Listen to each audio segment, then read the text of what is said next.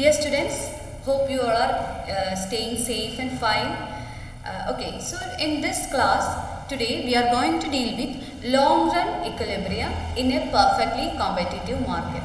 In the previous classes we have been discussing in detail about the short run case, the price determination under short run equilibrium.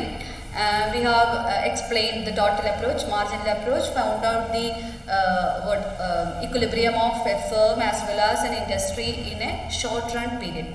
Now we are moving on to long run equilibrium. So long run equilibrium in a perfectly competitive market. And in the first session we will deal with long run equilibrium of the firm, and in the second session we will deal with long run equilibrium of the industry. Okay. So, coming to long run equilibrium, in the long run we know that all factors of production as well as all costs are variable in nature. Long റണ്ണിൻ്റെ ഒരു പ്രത്യേകത എന്ന് പറയുന്നത് തന്നെ അവിടെയുള്ള factors of production അല്ലെങ്കിൽ അവിടെയുള്ള cost എല്ലാ എലമെൻറ്റും വേരിയബിൾ നേച്ചർ കാണിക്കും rather than in the short run. So അതുകൊണ്ട് തന്നെ ലോങ് റണ്ണിൽ ഒരു ഫേമിന് ബിസിനസ്സിൽ നിലനിൽക്കണമെന്നുണ്ടെങ്കിൽ അവിടെ ടോട്ടൽ റവന്യൂവും ടോട്ടൽ കോസ്റ്റും ഈക്വൽ ആയിരിക്കണം. എന്ന് വെച്ചാൽ ടോട്ടൽ റവന്യൂ മീറ്റ് ചെയ്യാൻ പറ്റണം ടു ദ ടോട്ടൽ കോസ്റ്റ്. കോസ്റ്റിനേക്കാളും കുറവ് റവന്യൂ കിട്ടുന്നതെങ്കിൽ obviously it will be a loss to the firm. അപ്പോൾ ആ ഫേമിന് എക്സിസ്റ്റ് ചെയ്യാനായിട്ട് പറ്റില്ല. So it is a very important condition that the total revenue should be equal to total cost. Also we know that a firm is in equilibrium. നമ്മൾ equilibrium condition കണ്ടതാണ്. Marginal കോസ്റ്റും marginal revenue അല്ലെങ്കിൽ പ്രൈസും equal ആകുന്ന ഒരു condition ഒരു equilibrium സിറ്റുവേഷനിൽ ഒരു ഫേമിൻ്റെ ഇക്വിലിബ്രിയം പോയിന്റിന് അത്യാവശ്യമായിട്ടുള്ളൊരു കണ്ടീഷനാണ്. പക്ഷേ ലോങ് റൺ സിറ്റുവേഷനിലോട്ട് വരുമ്പോൾ നമുക്ക് കാണാനായിട്ട് സാധിക്കും ഈ ഒരു മാർജിനൽ കോസ്റ്റും മാർജിനൽ റവന്യൂ അല്ലെങ്കിൽ മാർജിനൽ കോസ്റ്റും പ്രൈസും ഈക്വൽ ആകുന്ന ഒരു കണ്ടീഷന് പുറമെ price should be equal to average cost. Average കോസ്റ്റിനോട് ഈ പ്രൈസ് ഈക്വൽ ആയിരിക്കണം. എന്ന് പറഞ്ഞാൽ പ്രൈസ് മാർജിനൽ കോസ്റ്റിനോടും ഈക്വൽ ആയിരിക്കണം, എന്താണ് ആവറേജ് കോസ്റ്റിനോടും ഈക്വൽ ആയിരിക്കണം. കാരണം ഇൻ കേസ് ആവറേജ് കോസ്റ്റിനേക്കാൾ കൂടുതൽ പ്രൈസ് വന്നാൽ that leads to entry of new firms in the market. പുതിയ ഫേംസ് വരാനുള്ള പോസിബിലിറ്റി കൂടുതലാണ് കോസ്റ്റിനേക്കാൾ കൂടുതൽ പ്രൈസ് ജനറേറ്റ് ചെയ്യപ്പെട്ടാൽ. അപ്പോൾ അതുകൊണ്ട് തന്നെ എപ്പോഴും ലോങ് റൺ ഇക്വിലിബ്രിയത്തിൽ പ്രൈസും ആവറേജ് കോസ്റ്റും ഈക്വൽ ആയിട്ട് നിലനിർത്താനായിട്ട് the firms should take care of that. Okay, ഇനി ഒരു പുതിയ ഫേമിൻ്റെ എൻട്രി നമ്മൾ പറഞ്ഞു പ്രൈസ് ആവറേജ് കോസ്റ്റിനേക്കാൾ കൂടി നിന്ന് കഴിഞ്ഞാൽ there will be entry of new firms. So it leads to increase in supply of output. Output increase ചെയ്യാനുള്ള പോസിബിലിറ്റി കൂടുതലാണ്. കാരണം എന്താണ്, പുതിയ പുതിയ ഫേംസ് വരുമ്പോൾ അതനുസരിച്ച് പ്രൊഡക്ഷനും അല്ലെങ്കിൽ പ്രോഡക്റ്റുകളുടെ സപ്ലൈ കൂടാനായിട്ടുള്ള പോസിബിലിറ്റി ഉണ്ട്. So increase in supply of output will lead to fall in the price of the product. അപ്പോൾ സപ്ലൈ ആവശ്യത്തിൽ കൂടുതലുണ്ട് അല്ലെങ്കിൽ പ്രോഡക്റ്റിൻ്റെ അവൈലബിലിറ്റി കൂടിക്കഴിഞ്ഞാൽ പ്രൈസ് ഓട്ടോമാറ്റിക്കലി ഡിക്ലൈൻ ചെയ്യാനായിട്ട് തുടങ്ങും. So as a result of this fall in price there will be more intensive competition for factors of production.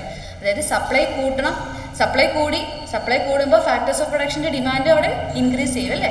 Demand കാരണം കൂടുതൽ പ്രൊഡക്ഷൻ വേണമെങ്കിൽ കൂടുതൽ ഫാക്ടേഴ്സ് ഓഫ് പ്രൊഡക്ഷൻ, റിസോഴ്സസ് അല്ലെങ്കിൽ റോ മെറ്റീരിയൽസ്, ലേബർ, ഇങ്ങനെയുള്ള factors of production എല്ലാം demand കൂടും. അപ്പോൾ അവിടെ ഒരു competition for getting factors of production.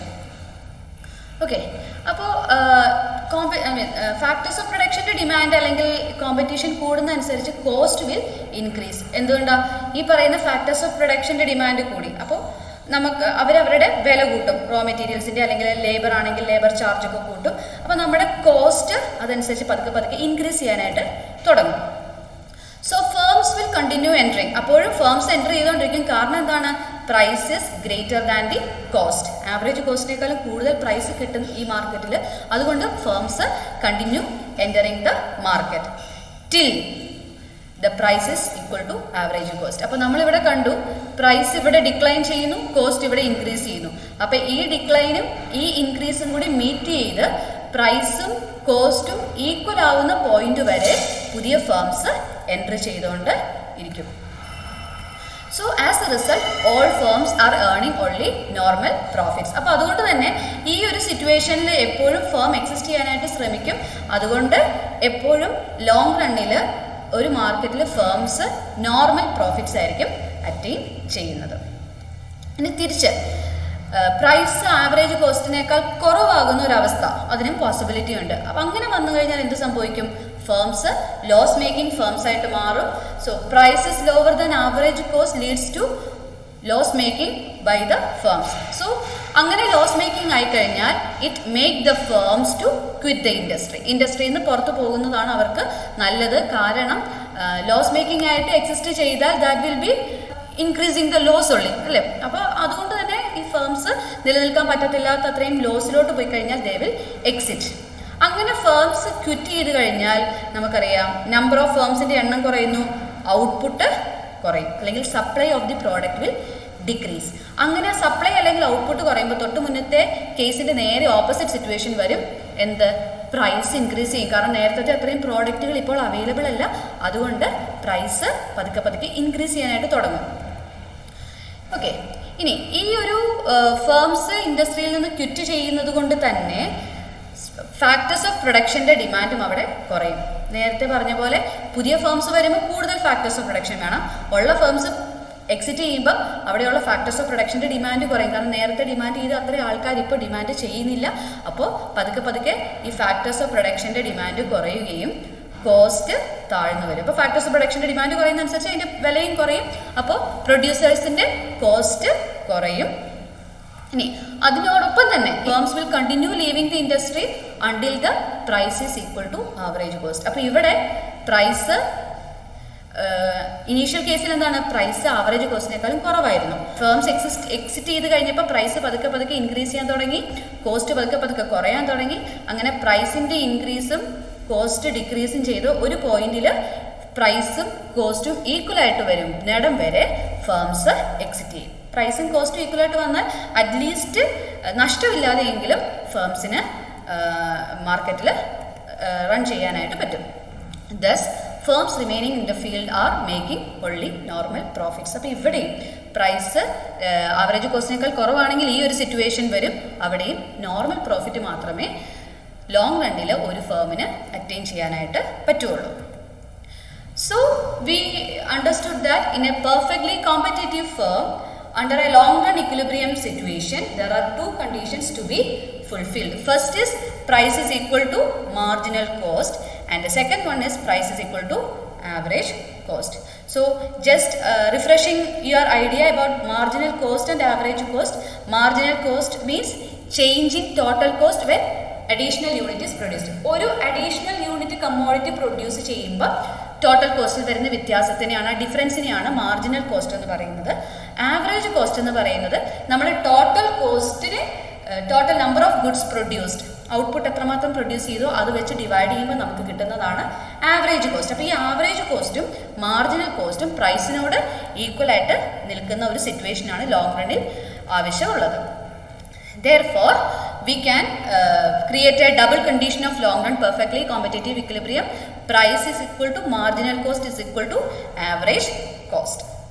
ഇനി നമുക്ക് ഇതിനകത്ത് വേറെ റിലേഷൻഷിപ്പ് കൂടെ നമുക്കറിയാം. മാർജിനൽ കോസ്റ്റും ആവറേജ് കോസ്റ്റും തമ്മിലുള്ള റിലേഷൻഷിപ്പ് എന്ന് പറഞ്ഞിട്ടുണ്ടെങ്കിൽ marginal cost is always equal to average cost at its minimum point. Average കോസ്റ്റിന്റെ മിനിമം പോയിന്റിലാണ് മാർജിനൽ കോസ്റ്റ് ആവറേജ് കോസ്റ്റിനോട് ഈക്വൽ ആയിട്ട് വരുന്നത്. അപ്പോൾ അതുകൊണ്ട് നമുക്ക് ഇതിനെ ഒന്ന് റീറൈറ്റ് ചെയ്യണം. ഈ ഒരു കണ്ടീഷൻ പ്രൈസും മാർജിനൽ കോസ്റ്റും മിനിമം ആവറേജ് കോസ്റ്റുമാണ് ഈക്വൽ ആകുന്നത്. അതായത് മാർജിനൽ കോസ്റ്റും ആവറേജ് കോസ്റ്റും ഈക്വൽ ആവണമെങ്കിൽ ആവറേജ് കോസ്റ്റിന്റെ ഏറ്റവും മിനിമം പോയിന്റിൽ ഈ ഒരു കണ്ടീഷൻ നിലനിൽക്കുകയുള്ളൂ. അതുകൊണ്ട് തന്നെ നമുക്ക് ഇതിനെ റീറൈറ്റ് ചെയ്ത് എഴുതാം. Price is equal to marginal cost is equal to minimum average cost. So this figure represents the equilibrium of the firm under a perfectly competitive market. Okay, so this PL is the demand curve or marginal revenue or average revenue curve. Then this is the long run average cost curve, U-shaped curve. Then this is the short run average cost curve, a small U-shaped curve. Okay, then this is the long run marginal cost curve and short run marginal cost curve. Now we know that MC is equal to MR is a condition for equilibrium. So in this E is the equilibrium point here, and we can just look at the point E. So here we can see that MC equal to MR equal to long run average cost equal to long run marginal cost. അപ്പോൾ marginal cost marginal revenue average cost ഇവിടെ equal ആണ്. So this is the equilibrium point. So the firm adjusts its plant size to produce the level of output at which LIC is the minimum possible. So here this is the minimum point. LICയുടെ ഏറ്റവും minimum point എന്ന് പറയുന്നത് ഈ പോയിന്റാണ് അല്ലേ. ഈ പോയിന്റിന്റെ മേളിലോട്ടും LIC upward ആണ്. ഇത് ഈ പോയിന്റിന്റെ മേളിലോ റൈറ്റ് സൈഡിലോട്ടും LIC അപ്വേർഡ് ആണ്. അപ്പോൾ ഏറ്റവും മിനിമം പോയിന്റ് എന്ന് പറയുന്നത് ഇതാണ്. അപ്പോൾ ഈ ഒരു പോയിന്റിൽ output OM level output produce ചെയ്യാനാണ് എല്ലാ ഫേംസും ശ്രമിക്കുന്നത്. കാരണം ഈ OM ലെവൽ ഓഫ് ഔട്ട്പുട്ടിലായിരിക്കും നോർമൽ പ്രോഫിറ്റ് ഫേംസിന് അറ്റൈൻ ചെയ്യാനായിട്ട് സാധിക്കുന്നത്. So the condition equilibrium condition നമുക്ക് കുറച്ചുകൂടി ഡീറ്റെയിൽ ആയിട്ട് പറയാം. Short run marginal cost is equal to long run marginal cost is equal to long run average cost, long run marginal cost, price MR. Or in short, MR is equal to MC is equal to AC. Marginal cost, average cost, marginal revenue or price should be equal to each other in a perfectly competitive market.